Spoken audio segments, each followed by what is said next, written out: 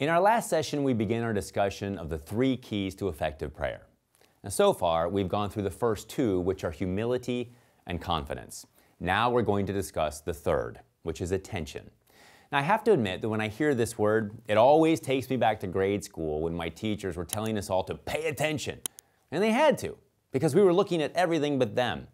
Opening our desks, looking out the window, drawing exploding cars on our papers, or if you were a girl, writing the name of that boy you liked in big bubbly letters on the side of your trapper keeper.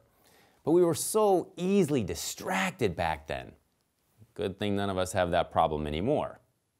Right.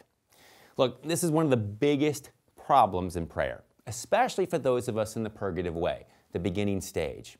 It's so hard to focus.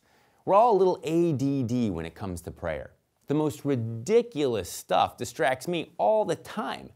I'll be kneeling in front of the monstrance in my parish's adoration chapel, and I'll see a fly on the Easter lily in front of my kneeler. And for some reason, that tiny little insect suddenly becomes irresistible to my intellect. It fascinates and vexes me.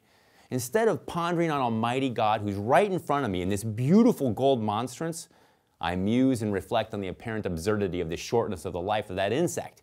And we're talking about an insect at home whose life I would seek to shorten myself if it were flying around my food. You know, tracking down flies is when suburban men suddenly imagine themselves on an African hunting trip. We get all brave and even talk to ourselves and the fly as we track it all over the kitchen with that fishing pole fly swatter we got 2 years ago on Father's Day. Hold still, you nasty little. Let this be a lesson to you kids. This is my house. Sorry, I got distracted. Here's the deal.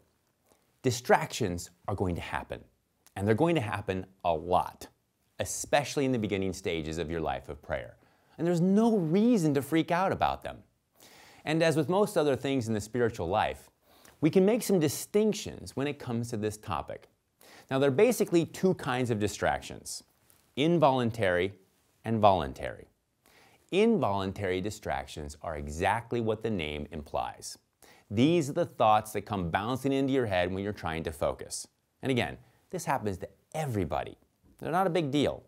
St. Teresa of Avila says we should let these silly little wanderings of our mind come and go. In fact, she said that they can become a form of prayer in and of themselves. As soon as we realize we're being distracted, she says, offer it back to God, and you've turned it into prayer, which is pretty sweet. And one of the reasons Teresa, as well as St. John of the Cross, is so insistent that we shouldn't be too worried about distractions goes back to a point we'll make over and over. Human beings are a union of body and soul. To use an unusual word, we are corporeal, so we live in a physical world. And while quieting ourselves down in an interior and exterior way in preparation for prayer is incredibly valuable, some people have historically taken this too far. In fact, it's actually called the heresy of quietism. I'll probably deal with this more in depth in a future session. But for our purposes right now, I'll just say that there's a sense in which quietists deny our humanity. So they seek to suppress it. They forget that we are a union of body and spirit. And this has a huge impact on our growth in the spiritual life. Because if you seek to suppress your physicality, it dramatically changes what you think you need to do in order to get to God. You basically throw out any kind of asceticism. In other words, there's no need for things like penance and mortification.